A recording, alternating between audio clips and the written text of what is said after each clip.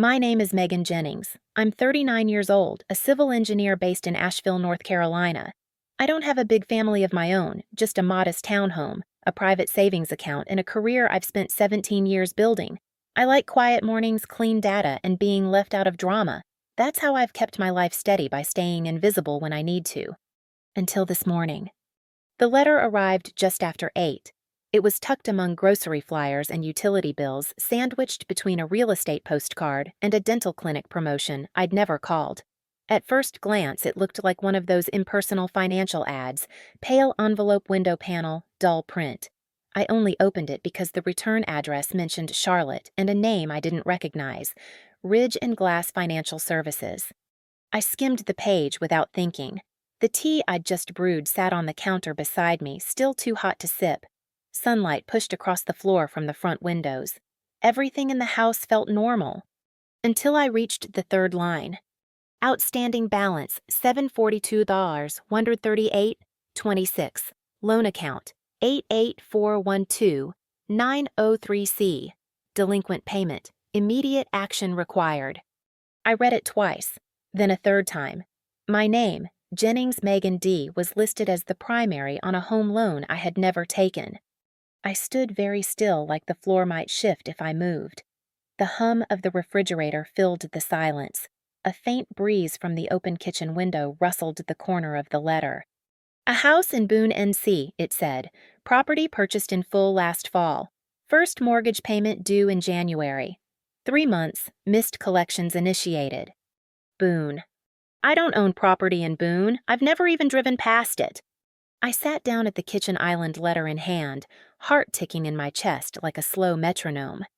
At first, I thought maybe it was identity theft. Some stranger had found my credit details. I'd heard about things like that.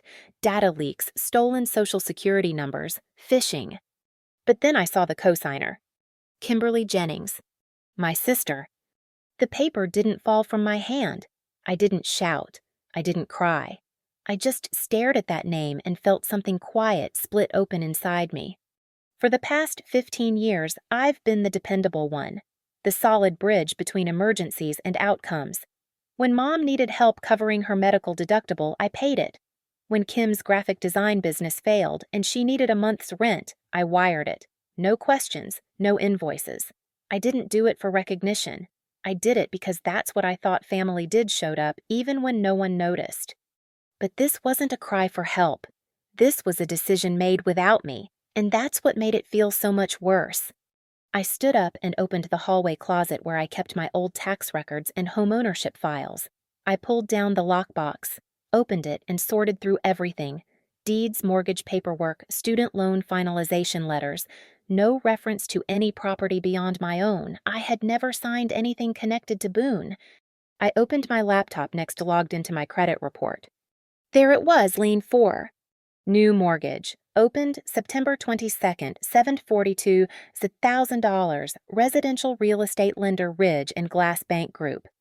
I leaned back in the chair. I could feel the blood retreating from my face, not from fear, but from calculation.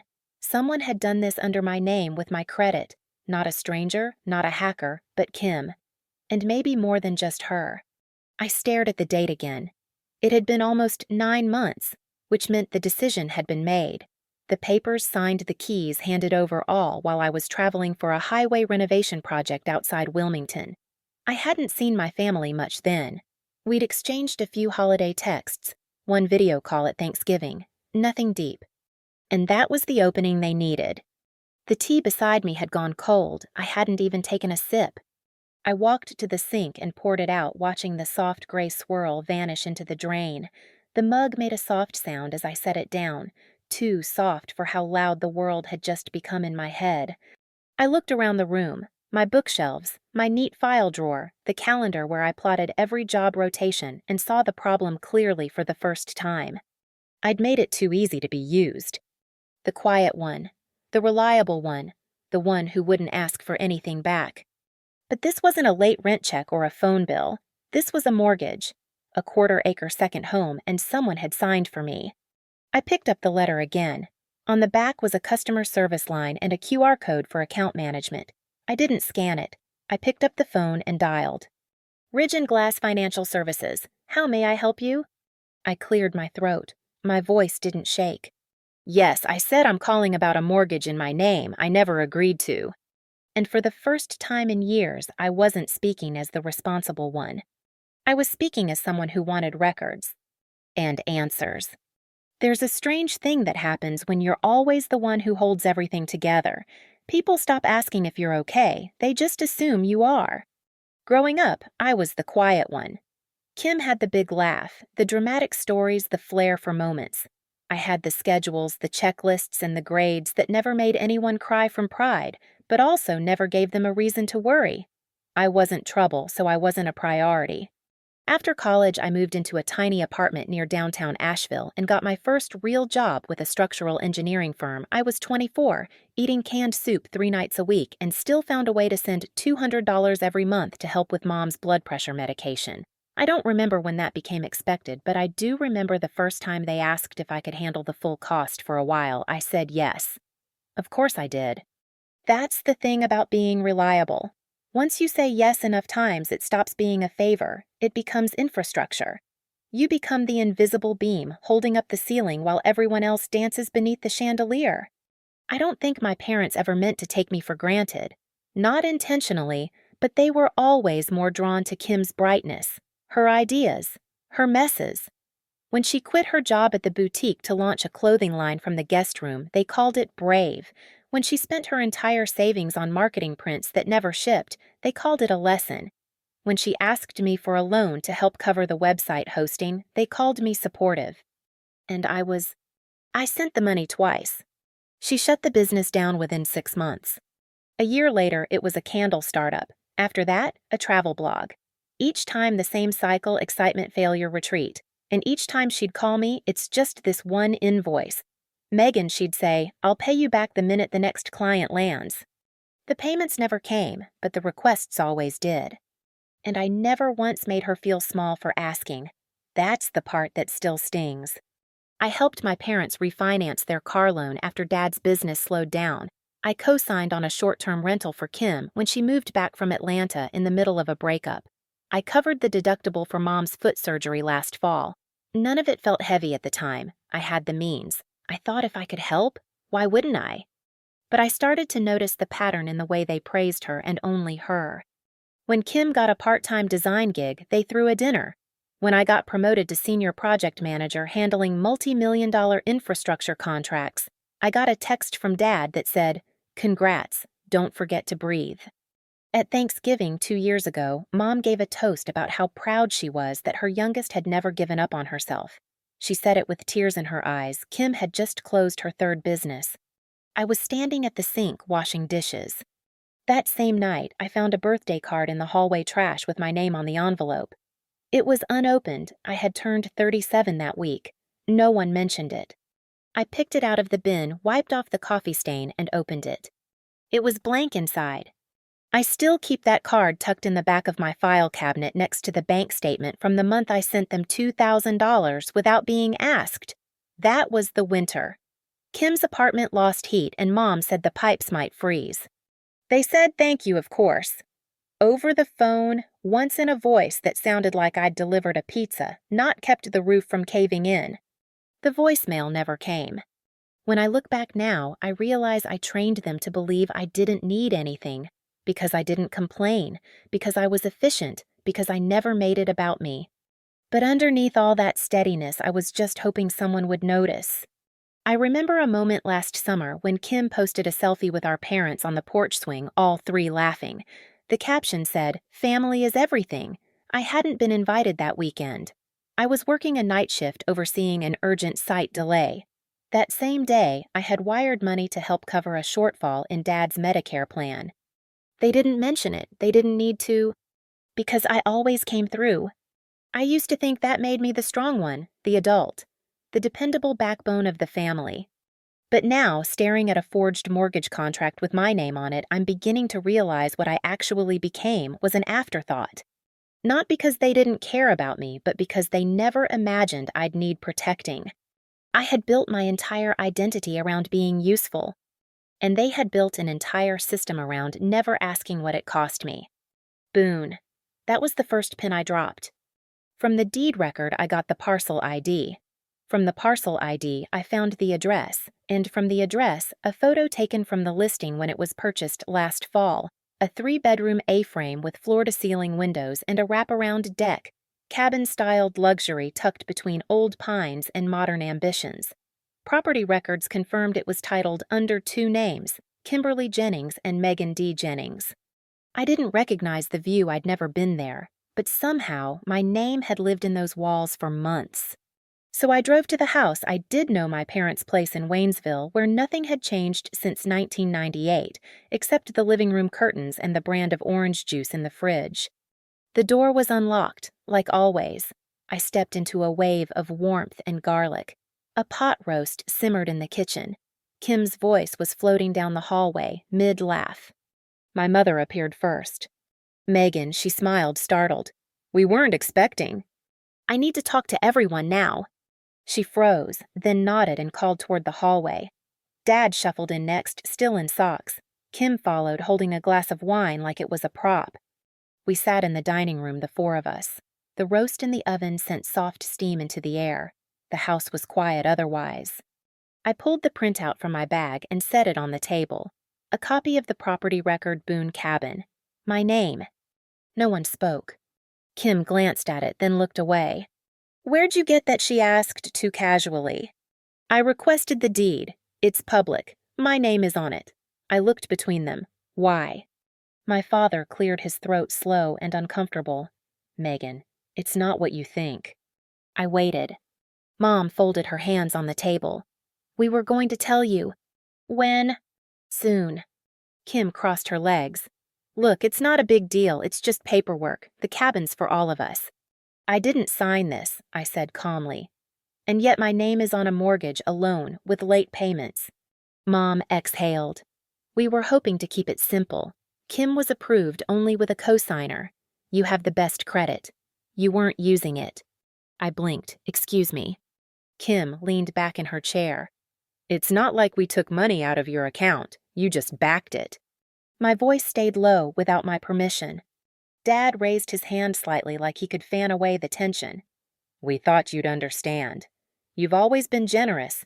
We just assumed that I'd be okay with my identity being used. There was a pause, the kind that comes when someone doesn't think they've done anything wrong. You weren't supposed to find out like this, Mom said softer now. I looked down at the paper again. My own name printed in tidy black font, legally bound to something I'd never touched. You used my credit, I said slowly, each word laid down like brick. You bought a second home, missed 3 payments, and never told me. Kim made a face. Megan, you're acting like we committed a crime. You've always said you want us to be safe, to have what we need. This was for the family. The family, I repeated as if the word might sound different the second time. Mom leaned forward. Sweetheart, we were going to handle it. Kim just needed a little help getting started. The bank said having a cosigner with strong credit would make it possible I finished, and you decided mine was available. Kim gave a small shrug. You're stable. You've got a good job, no kids, no debt. It made sense. Stable. I looked at my sister, then really looked. Her hair perfectly curled, a fresh coat of pink polish on her nails, clothes just casual enough to look effortless. She'd always been the sparkle, the one who couldn't hold a job but could hold a room. She'd always known someone would catch her. I had just never realized it was me. I noticed her phone face down on the table beside her. A group message notification lit up half-covered. The header read, Family House Thread. I hadn't seen it before. How long have you been planning this? I asked. No answer. Dad rubbed the bridge of his nose. Megan, we were trying to do something good. For Kim. For us, we thought you'd say no. So you didn't ask. That was the only truth that mattered. I sat back. The roast in the oven had gone quiet. The scent, once comforting, now felt invasive. You could have asked, I said. You could have respected me enough to include me. Kim rolled her eyes. If we had, you'd have given us a whole lecture. Spreadsheets rules. You would have killed the whole thing. You mean I would have said no, I corrected, and you didn't want to hear it. No one spoke. I stood up, collecting the deed printout, folding it once down the middle. You didn't just make a mistake, I said. You made a decision. You saw my name as available, and now you've tied me to something that could sink both of us. Mom looked nervous. We'll fix it. You can't, I said. It's already on my credit. Dad opened his mouth, but I shook my head. You don't see me, I said. You see what I can carry. I didn't raise my voice. I didn't throw the paper. I didn't slam the door. I simply walked out of the room. The pot roast sat in the oven untouched, a group chat still buzzing in my sister's pocket, a legal debt I hadn't signed tethered to my name like a rope tied in silence. And none of them had thought I'd notice. The first time I said no, it was quiet. I was 33, living in a modest second-floor rental near Pack Square. My career was stable, not glamorous city permits, bridge inspections, contract rewrites, but it paid my bills, and I liked the rhythm of my life. That year, Kim called me one afternoon just after lunch. She'd found a condo in Charlotte, a sleek one-bedroom in a building with a gym and rooftop garden. It's perfect, she said, and I've already applied. I congratulated her. She didn't pause. There's just one thing. The bank wants a cosigner. I remember standing at my kitchen counter holding the phone in one hand and a spoon in the other, still stirring pasta sauce I wasn't hungry for. She kept talking. Her voice was bright casual, like we were discussing a movie or a vacation plan. I'd done the math in my head before she even finished. Kim had just left a contract gig. Her income was unpredictable. The condo was over budget for someone freelancing graphic design work without a client list. I could hear Mom in the background of the call, laughing at something on TV, the smell of basil rising from the pot. Megan Kim asked, You still there? I said yes, but not in the way she wanted. Yes, I'm here, but I don't think I can co-sign. Silence. Then a breath. Then that tone, the one that starts low and careful, like someone trying not to shatter a vase while they carry it. I just need your name. Not money, I'll handle the payments. I believe you, I said, but if something happens, the loan hits my credit, my risk. You don't trust me. It's not about trust, it's about the numbers. Her voice went flat. You've never had a problem helping before. That was true. I hadn't. I'd covered her car insurance the year before when her card got declined. I'd paid for her brake repair and didn't ask for the invoice. I bought her a new laptop when she needed one to finish a job application. But a mortgage was different. It was a legal tether, a long-term signature. I told her I was sorry. That night, I got a voicemail from Mom.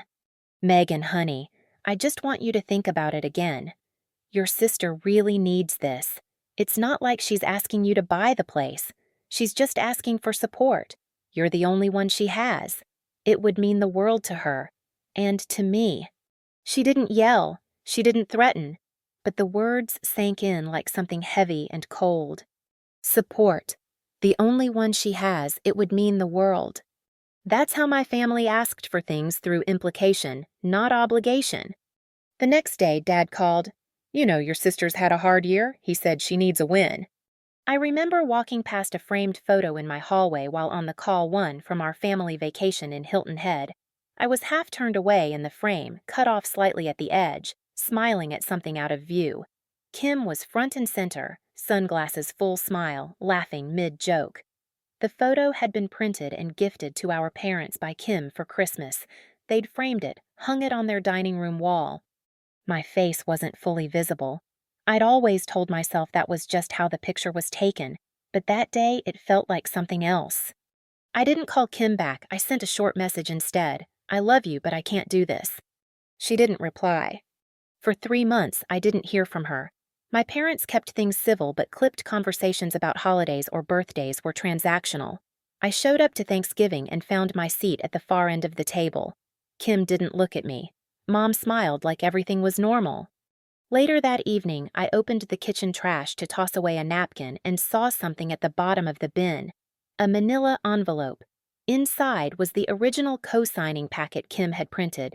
Still folded, still unsigned. I didn't touch it. I didn't say a word. I just took a quiet breath and left the kitchen. Eventually, things returned to a version of normal. Kim rented a different place. Smaller, older. My parents shifted the spotlight to her new freelance gig, designing social media templates for wellness brands. I was never mentioned in those updates. When I did well at work, they didn't ask about it. Not out of malice, just because I wasn't the story they were telling. And I let them. Until now, I hadn't realized that that was the moment I stopped asking for space. I didn't fight when they forgot birthdays or missed calls. I didn't challenge them when my generosity became a silent agreement. I just became quieter, more careful. I stopped offering information. I kept my life separate. And when they asked for help, I gave it because it was easier than the fallout of saying no. But now, as I sat with that cabin deed in my lap and the Boone mortgage tied to my name, the memory of that condo came rushing back, not as an isolated event, but as a blueprint. This wasn't the first time. This was just the first time I had evidence. They had ignored my no before. Now they had erased it. I pulled open a drawer in my home office and found the envelope I'd kept all these years, the original co-signing form for the Charlotte condo. Still crisp, still unsigned. I placed it next to the current letter from Ridge and Glass 1 marked by restraint, the other by assumption. My name was printed on both. The first one I refused. The second was never offered. I've always believed that if you want the truth, start with the paperwork. The day after the confrontation, I called Jordan. We met 15 years ago on a municipal planning board when I was still fresh out of grad school. He left public service not long after and went into private consulting real estate law, fraud prevention, identity misuse. We kept in touch. He was the kind of person who didn't need explanations. When I said I need help tracing a mortgage, I didn't sign. He replied, "Come in tomorrow. Bring everything." His office was tucked into the second floor of an old law building in downtown Raleigh. He greeted me with a handshake, then motioned to a chair beside his desk. The walls were lined with case files and closed blinds. The air smelled faintly of paper and old wood. I placed the printouts on his desk, the deed, the mortgage summary, the collections letter. He scanned the first page, then the second, Ridge and Glass. Okay. They use digital processing, DocuSign remote notaries, and encrypted banking records. Jordan adjusted his glasses and leaned forward. "What do you want? Do you want to fight this or just get out clean?" "I want proof," I said, "not a confrontation, just facts." He nodded. "Then we start with the audit." What followed was not dramatic. It was methodical, precise. We requested the loan origination documents directly from the bank under a fraud inquiry. As co-signer, I had a legal right to every file tied to my name. Within 48 hours, a zip file arrived with 2 folders, signatures and disclosures. Jordan opened the signature log first. Every e-signature has metadata, IP address, timestamp device, fingerprint. Let's see who clicked your name. There it was. User Megan D. Jennings IP 172-33-19-108. Timestamp September 21, 7:42 p.m. Location Waynesville, NC. I wasn't in Waynesville that night. I was 215 miles away, walking a construction site with my tablet flashlight and steel-toe boots. I had a text from my supervisor timestamped the same minute the signature was logged. North End Beam. Looks good. Wrap by 8. I pulled up the message. Jordan took a photo. "That's your first pin," he said. Next came the notary certificate. The signature had been verified by a remote notary service. Mobile Secure Jordan raised an eyebrow.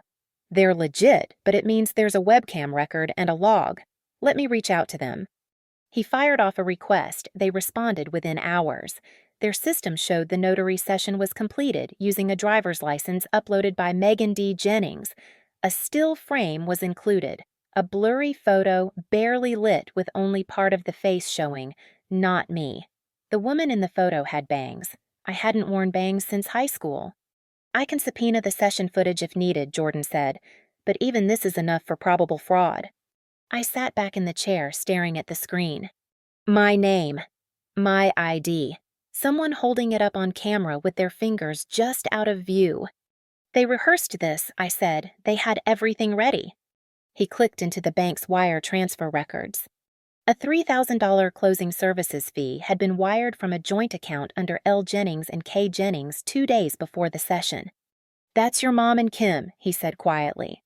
He kept digging. Found the digital banking authorization form, the same form I was supposed to have signed. Jordan opened the PDF properties. Created September 21st, 6th, 19 p.m.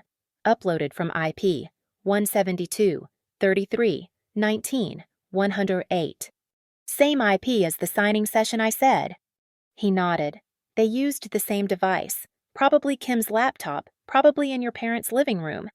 I didn't respond, just kept watching as the trail unfolded, every keystroke, every submission, every fabricated confirmation. They hadn't just made a mistake. They had built a process. Jordan turned back to me. Do you want me to prepare a formal complaint for the State Housing Commission or go civil fraud claim? Cease and desist credit correction. Not yet, I said. I need to see one more thing. He raised an eyebrow. I pulled out the printed group photo from Thanksgiving last year. I flipped it over and pointed to the handwritten note Kim had included with the frame. Thankful for the house that brought us all back together. Love, Kay. She had never told me what it meant. I thought it referred to the family home. Now I knew it was the cabin.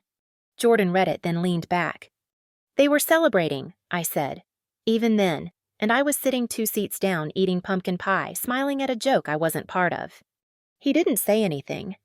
We finished cataloging the data. Jordan printed a binder copy of the full evidence set.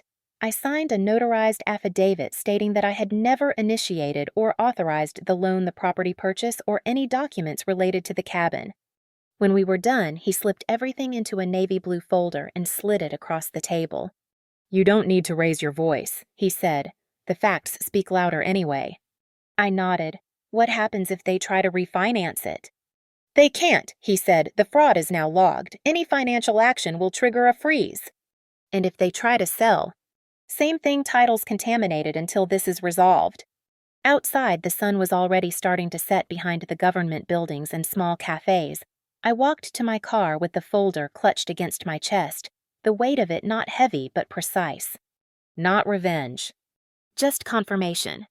For the first time, I wasn't guessing how deep it went. Now I knew. I didn't call ahead. I drove to Waynesville on a Thursday afternoon, the air flat with early summer heat. The windows were cracked halfway down, but I barely noticed the wind. In the passenger seat sat a flat manila envelope, unsealed but heavy in the way only paper can be when it carries the weight of something final. When I knocked on the door, I could hear voices inside. Kim opened it. Her expression faltered the second she saw the folder in my hand. You came back. I didn't respond to that. I simply stepped into the entryway, the envelope resting at my side like a quiet ledger. Mom looked up from the dining room napkin in her lap. Dad stood by the window holding his phone, but not looking at it. They all froze in place as if they'd rehearsed how not to react. I laid the envelope down on the table. One page peeked out my notarized affidavit of fraud, stamped and signed. I'm not here to talk this through. I said, this isn't a negotiation. Kim's brows lifted. Megan, come on. There are copies for each of you. I said, court-stamped affidavits, cease and desist notifications, and a claim filed with the State Housing Fraud Unit. You'll receive the official copies by mail within the week. Mom's mouth parted, then closed again. Dad set down his phone. Megan, sweetheart, Mom said gently, like she was calming a crying child. We understand you're upset, but do you really think dragging this into court will solve anything? It's already there, I said. Kim's voice snapped sharp. You didn't even give us a chance to explain.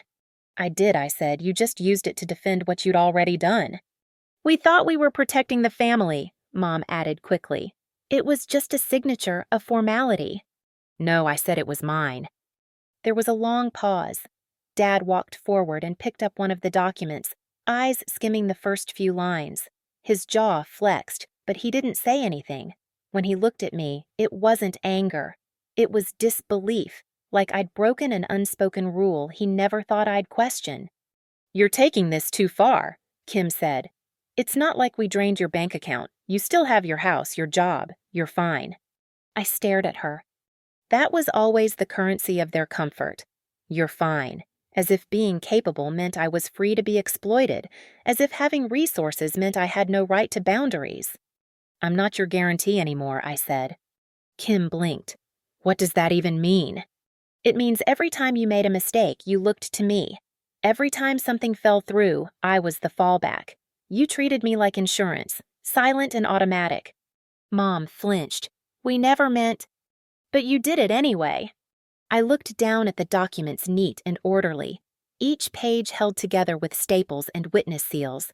A life's worth of quiet, erased by a single act and now reordered.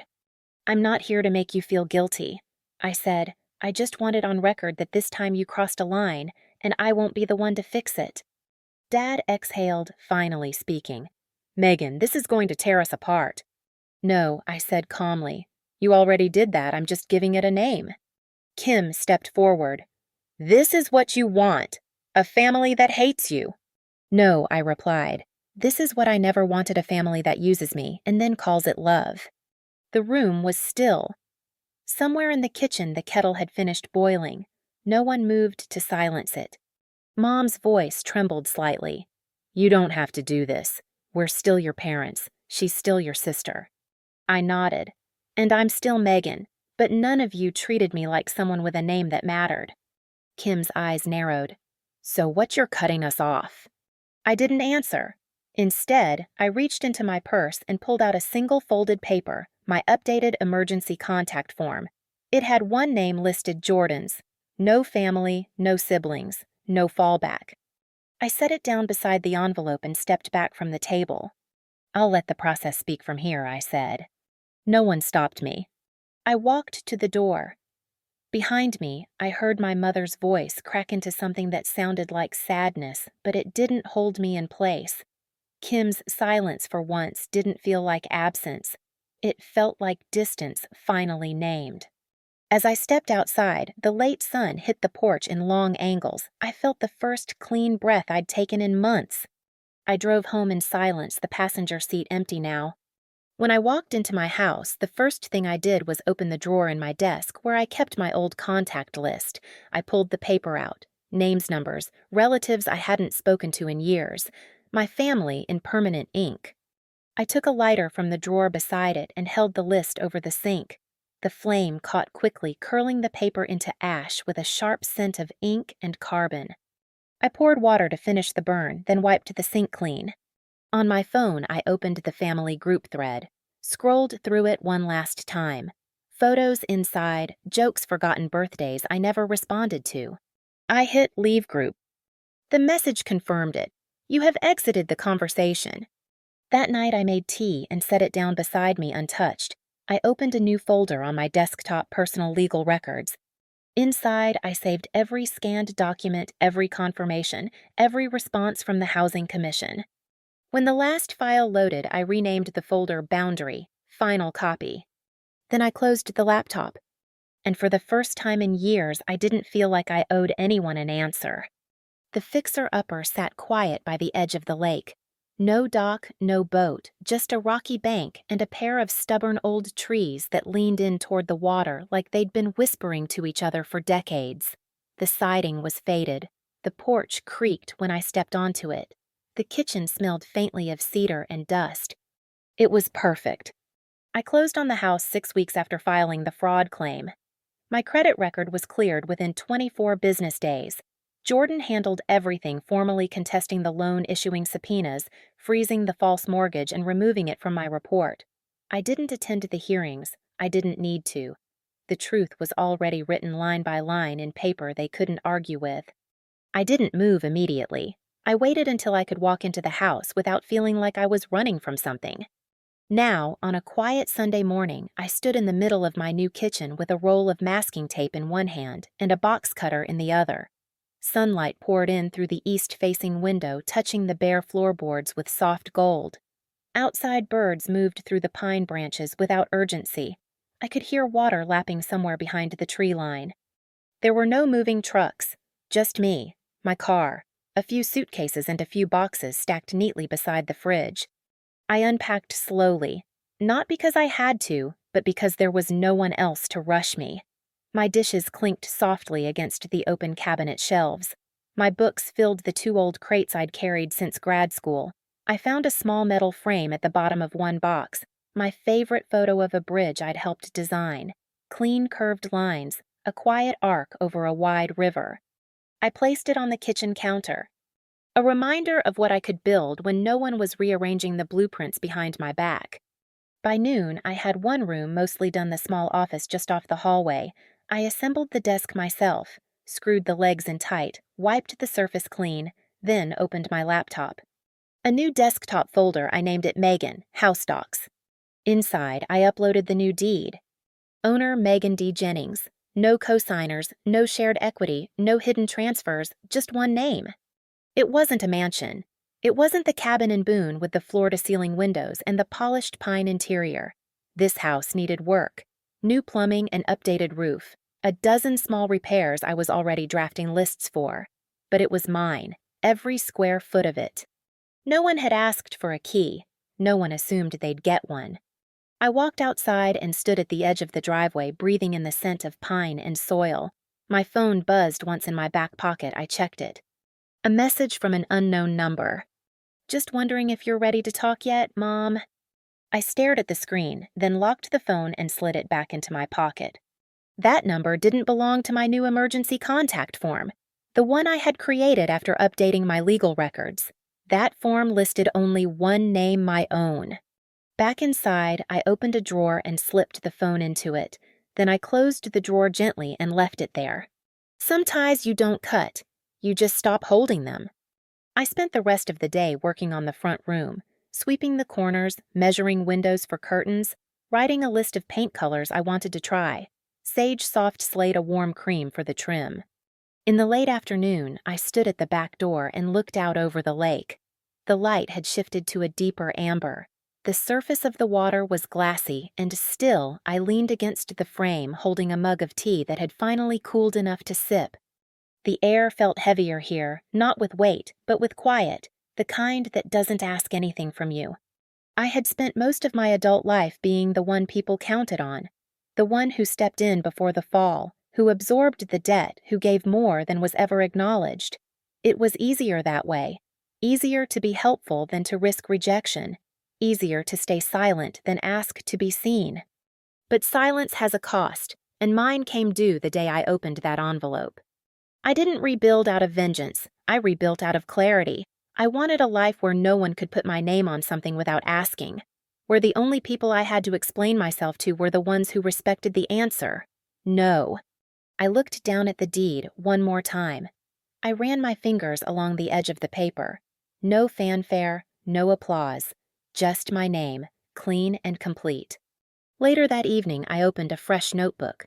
The first page was blank. I wrote a single sentence. "This house is not an escape, it's a beginning." Then I closed the cover and placed it on the windowsill right beneath the evening light. And for the first time in a long time, I wasn't looking over my shoulder. I was facing forward. There are things I used to think were permanent family ties, silence rolls passed down like furniture no one asked to inherit. But none of it is... Not really. Not once you decide that your name belongs to you. I'm Megan Jennings. I'm not who they said I was. Not the background sister. Not the fallback. Not the quiet signature at the bottom of their plans. And if you've ever been seen only for what you could provide, what you could absorb, or how well you stayed out of the way, I want you to hear this. You can stop being the backup plan. Because the moment I stopped answering every unspoken expectation, something happened. Not rage, not collapse, just space. A quiet kind of space that used to be filled by guilt, by duty, by the noise of pretending I was okay with being invisible. Now in that space, there's only me. And for the first time, that's enough. I didn't fight them because I wanted to hurt them. I didn't go to court because I wanted a spectacle. I filed those documents because truth is not cruelty. Boundaries are not betrayal. I wanted a record. Because people will lie to your face and call it love. They'll tell you it's just a formality, just a signature, just this once. And then they'll build an entire life on the assumption that you'll never say no. But your voice is not a suggestion. Neither is your name. The day I stood on the porch of this house, I read the mailbox 3 times. My name was painted there. Megan D. Jennings in simple block letters, stenciled black on white. It looked almost too honest, like it wasn't trying to impress anyone. No initials, no joint names, no in family, just me. That's when I realized something. A name doesn't mean anything if you never get to protect it. I used to believe love meant sacrifice, that the more I gave, the more I'd be appreciated. But that's not how it works in families like mine. In families like mine, the more you give, the more they expect. The more reliable you are, the less room you have to make mistakes. You stop being a person and start being a safety net. And no one thanks the net. They just fall into it again and again and assume it will always catch. Well, this time I didn't catch. And no one broke. They just finally had to feel what it was like to stand on their own. The last message I got from my mother is still sitting in my phone. I haven't opened it. I don't need to. I know what it says without reading. I can already hear the phrasing, soft, half-apologetic, wrapped in the language of regret, but not responsibility. I didn't know it would hurt you this much. We just thought you were strong enough. We were trying to hold things together. But holding things together shouldn't mean being held down. And strength doesn't mean silence. When I was younger, I thought peace would come from resolution. From hearing the words, "I'm sorry," from the people who never said it, I thought closure had to be granted by someone else. But that's not true either. Closure is what happens when you stop trying to be understood by people committed to misunderstanding you. It's what happens when you don't answer the message, when you leave the group chat, when you stop setting a place at the table for someone who never offered you a seat at theirs. This house isn't big, it's not new. It leaks a little when it rains. The paint's chipped near the back door. The floors creak in the hallway, but every inch of it knows who it belongs to. I fixed the mailbox by hand. I sealed the deed myself. I filed the permits and mapped the repairs. Every part of this place was a choice I got to make. No one else signed for it. That matters. Not because I want credit, but because I've lived long enough without consent. Long enough letting other people write my story in the margins of their own. I've made peace with not being invited, not being mentioned, not being included in whatever version of the family story still circulates. Now I'm okay with that because I get to wake up every morning in a place that doesn't ask me to prove my worth. A place where the only expectations are the ones I set for myself. A place where my name means something. So if you've ever been the one left out, the one who gave more than they were ever given, the one who was asked to carry the weight without acknowledgement, this is for you. You don't need to wait for their permission to let go. You don't need to scream to be heard. You just need to stop handing over the pen. Because when they stop asking and start assuming when they cross your line and call it necessity when they take your silence as agreement, that's when it's time to write a new ending. One where your name isn't an afterthought. One where your signature isn't borrowed. One where you choose who gets a key. That's what I did. And no, it didn't fix the past.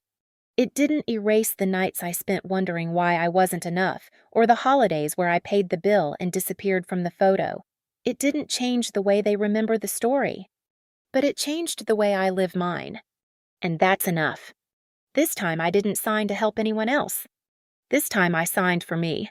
Megan's story reminds us that betrayal doesn't always arrive with shouting. Sometimes it comes in silence in documents signed without consent, in the quiet rewriting of someone's worth. For years, she was the one they relied on, the one they overlooked, until she chose to stop being a signature for someone else's life. Her journey wasn't about revenge. It was about reclaiming her name, her choices, and her peace.